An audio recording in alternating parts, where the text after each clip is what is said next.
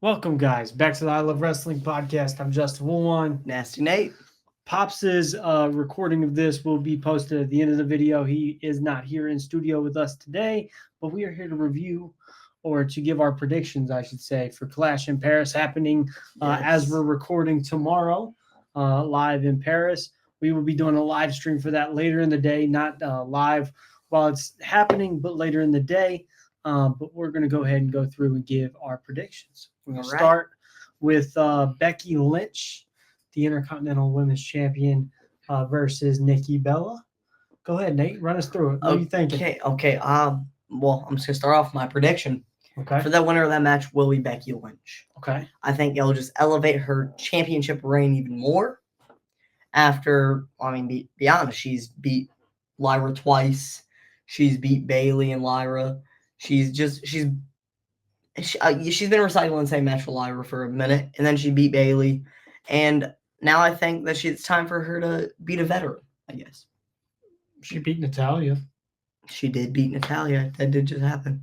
Beat Natalya and Maxine. Maxine, yes. Beat both of them. But yeah, time to beat another veteran, I guess. I think Nikki Bella will win this, and I think Nikki Bella will win this because, for one, she hasn't been champion in a long time. She hasn't won a championship since the Divas era.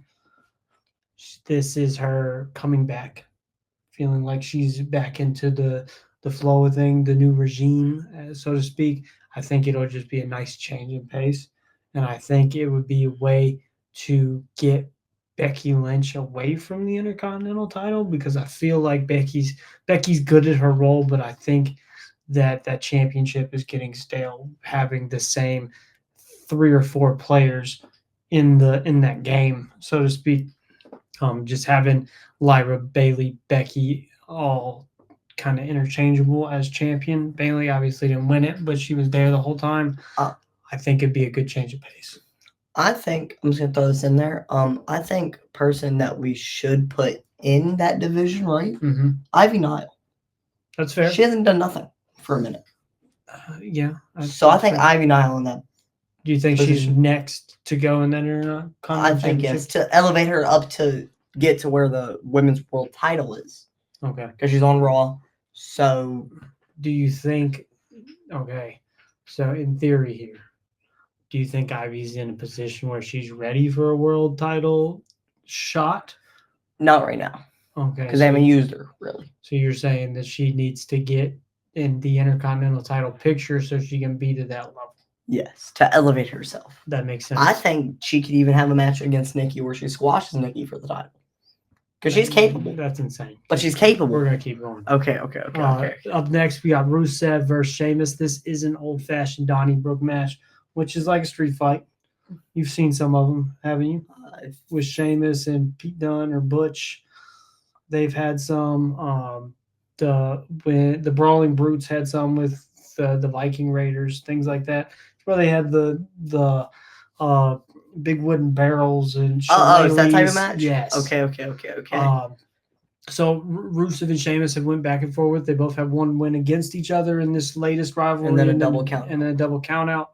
So I think Rusev needs it. I think if we're gonna bring Rusev back and create him and make him this dominant monster, that's the way to do it. And who better to beat than Sheamus? Sheamus is he's one of those guys in the position where he's at, where he's good at elevating people. Look what he did for Gunther. Like him and Gunther had that incredible Intercontinental title match at Clash in the Castle. Yeah. And they had the triple threat at Mania with Drew. Not to mention even the matches he had with Drew. They've had street fights and some bangers. Well, I'm going to throw a match out there. It was back in the pandemic era, the Thunderdome. Mm-hmm. Sheamus and Drew had a match at Fastlane that year. That was fire. It was a fire. It was like a street fight. Yeah. Fire match. Yeah. So who do you got, Sheamus or Rusev? Rusev. I think just to elevate it. I see this going to like series of like 7 or something. You know what I mean?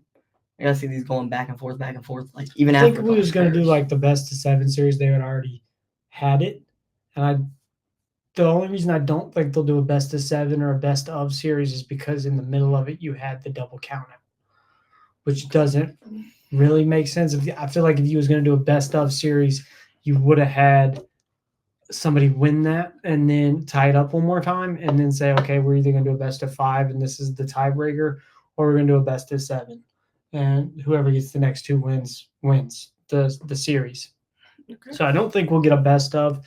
I feel like this will be the end of this feud, and I feel like Rusev needs the win going out of it so we can see him tackling on, I don't want to say tougher opponents because that demeans Sheamus, but like getting him into a feud that's higher up the card. Or like a title feud. Yeah, I don't necessarily know if I'd like to see Rusev in the Intercontinental picture, even the World Heavyweight title picture. I just think it's too soon right now. I think for a world title picture. I think if you would have brought him in and like week after week, you just had him beating guys, or beating Sheamus, and then beats Ludwig, and then beats Butch or somebody Butch or Pete Dunne, or I beats think Waller, and then just crushes people. That would have made sense.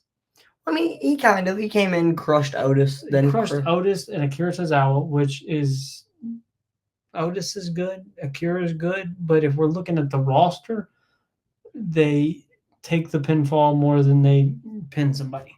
Yeah, I guess, yeah. Sheamus has been his biggest threat so far. I just want to see him in a feud against like Ilya Dragunov or Gunther. Okay. That could I'm gonna throw it out here. I think after this, we haven't seen Gunther since SummerSlam, right? Gunther could come back kind of like how he did after he lost to Mania. He came in, I mean, he beat up Pat McAfee, but like somebody way better than Pat McAfee is Rusev. A Rusev and a Gunther feud would be phenomenal. Okay, I like that. So your prediction is Rusev, and your prediction for his next match or next opponent is Gunther? Okay, I can't argue with that.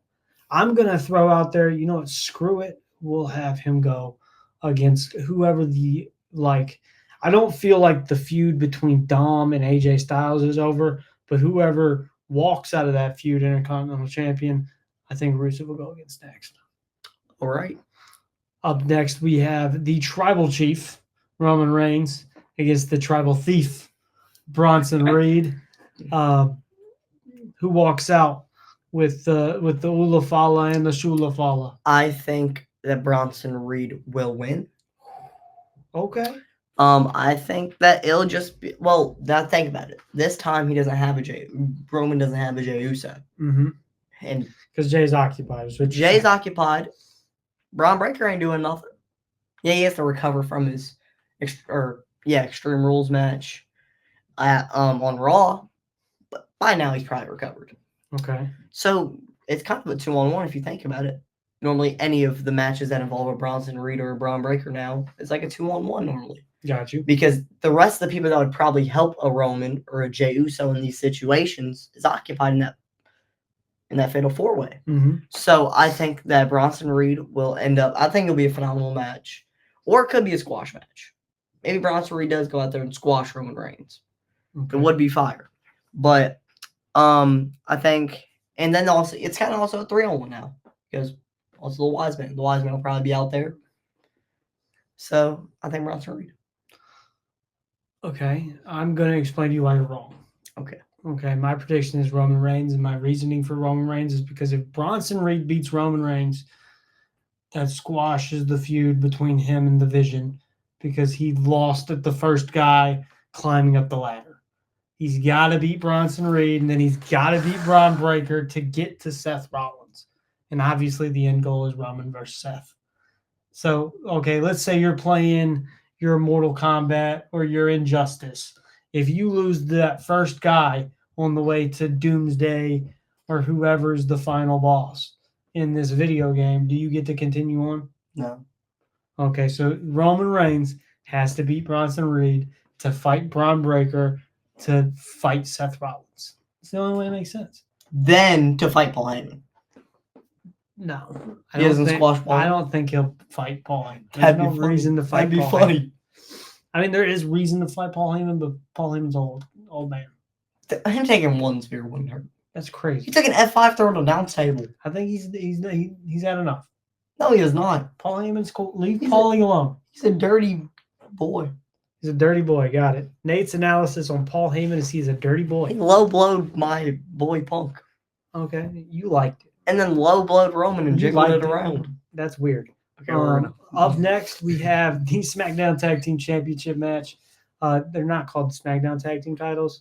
I believe it's the WWE Tag Team titles. Okay. It's the World Tag Team titles are overall. Yeah, I get them mixed up. I'll be honest. But the White Six defend their tag team titles against the Street Profits. The Street Profits beat Mellow Don't Miz. There's Carmelo Hayes and the Miz on SmackDown, and kind of number one contender. Yeah, I was getting there. Okay. Yes, kind of a number one contender match. Throughout the night, Bo Dallas was kind of telling the Street Profits and Mellow Don't Miz, you need to watch your backs and you need to be paying attention. Like, for one, they've been having their eye on the Miz for a while now because of the history, I believe, that Miz has with Dexter Lumis. Because when Dexter came back to WWE, he was with the Miz, remember? He was kind of, well, not with him, but he was stalking Miz. I think so, yeah. Okay, that was your stuff. So it was kind of Nate activities. Don't call him nasty for no reason. And then after that, they was just kind of telling the Street Profits, like, hey, pretty much alluding to you guys don't seem like you're on the same page. Like there's obviously something going on here. Tensions between Angelo. Tensions might be here.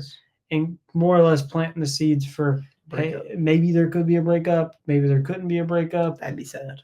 It's more like putting doubt in their head kind of thing. And so my prediction, I think the Wyatts will retain. And we'll either get some more tension between the two, or I could also see like a DIY style breakup.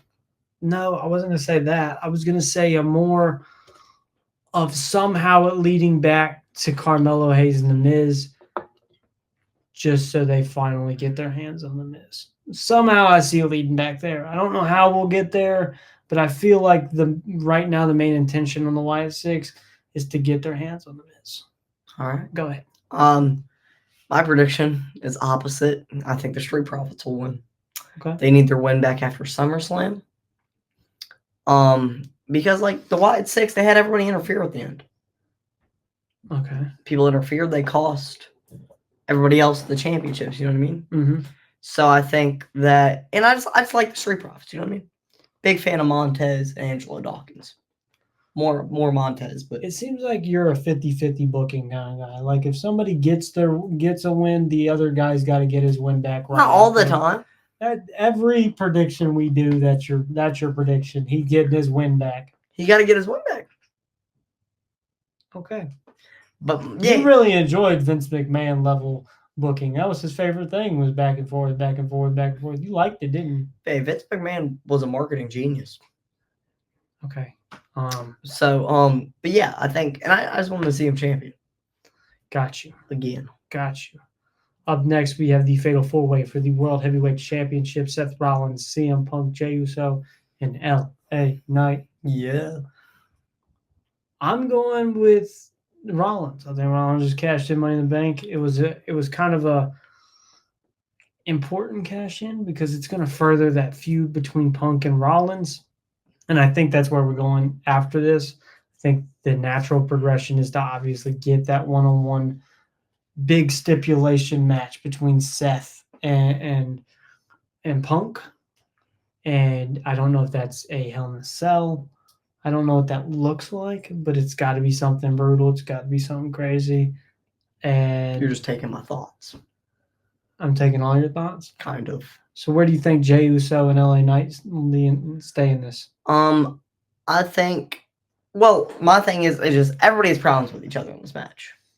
Kind of, sort of. Because if you think about it, they all lead back to Rollins. In some way, shape, or form. Yes.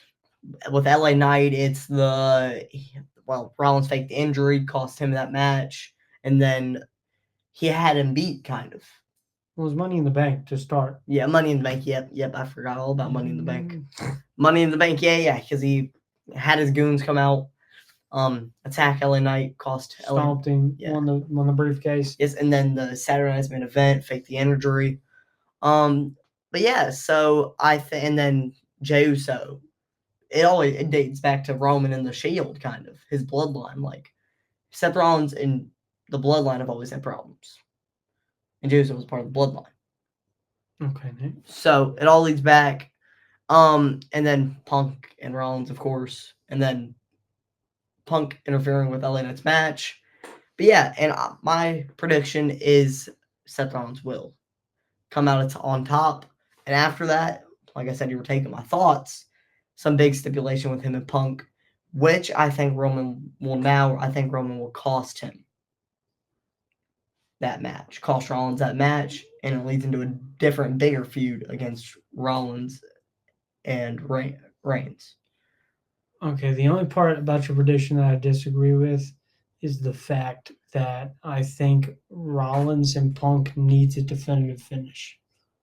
I think Reigns and Rollins will happen, but to end the feud between Punk and Rollins, there's got to be a decisive, because that's the only reason it's not over. It's supposed to end in that steel cage match on Raw, and we didn't get Roman interfered there. I think we gotta have a decisive finish. It's the only way this feud ends. So I agree, though. Rollins definitely wins at Clash in Paris, and I think it just leads to something between him and Punk. And I think as far as Roman goes, his next opponent's Braun Breaker. Which makes sense. Now, in the main event, I presume it's the main event. Probably. I don't know how it wouldn't be the main event. John Cena's here. He's only got so many dates left on this tour. It's John Cena versus Logan Paul. John Cena. He kind of tore Logan apart on SmackDown the last couple weeks. I didn't watch it fully. You should. It was good. It was I'm gonna put it this way. I don't know why we haven't got this version of John Cena the whole time. Remember at the beginning of it when he turned heel, and I kept telling Dad, like, this just isn't what I want to see. Yeah. Like, this isn't it. And he kept arguing, like, that's the point. No, we want this version of John Cena coming out here and telling all these young punks why they ain't it, bro. Well, I mean, I'm guessing it was kind of like another, like, promo, like, where, like, kind of him, like, Austin Theory had. It was like him and Theory or him and Reigns back in it was just the day. Cena destroying the newer. He destroyed the shit out of him. I guess it's Cena. Well, he even brought up, like, Cena's top 3 on the mic. Logan's thing is he's an influencer, and he's one of the top influencers. You know that? And Cena brought up that. Well, and he brought up the fact that there was recently a list pointed out of, like, the top 25 influencers, and it had Kai Cenat and Drewski and ISO Speed, but Logan Paul's name was not on that list.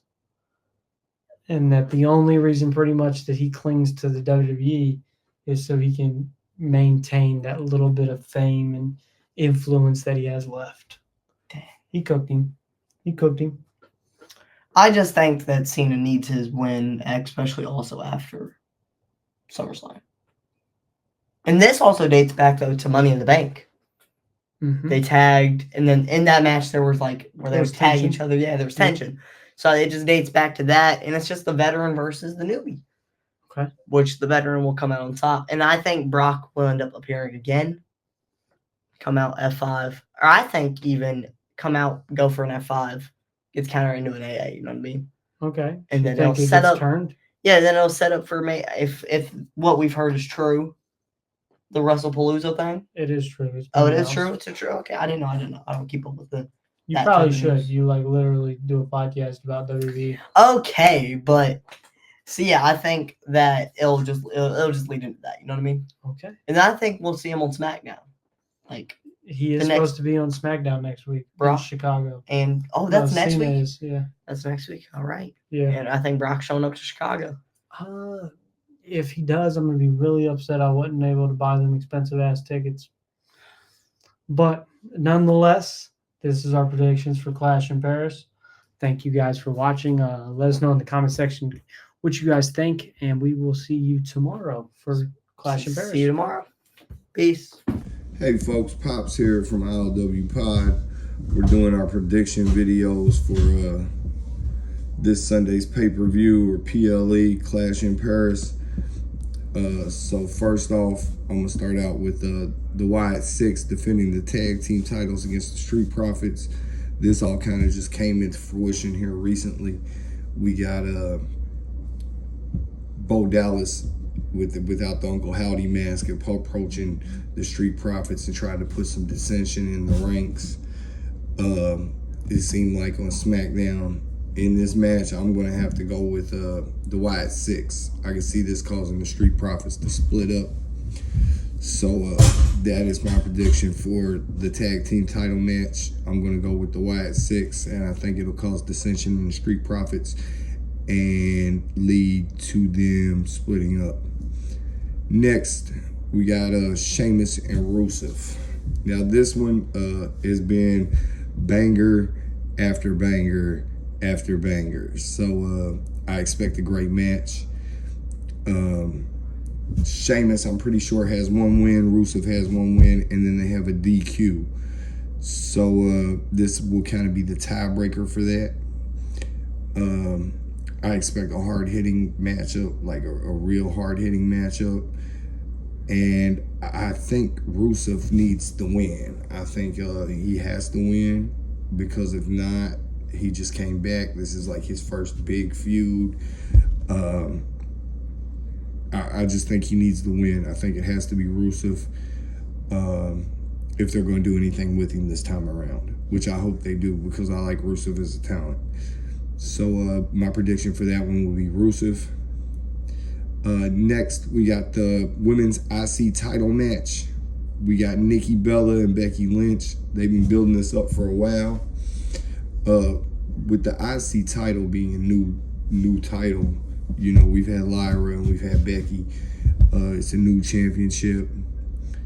And I think they want to get some name recognition behind the belt. So I think I can see Nikki Bella going over in this match. Definitely. I think Nikki Bella will come out victorious and become an IC champion. Next, we got Big Bronson Reed versus Roman Reigns.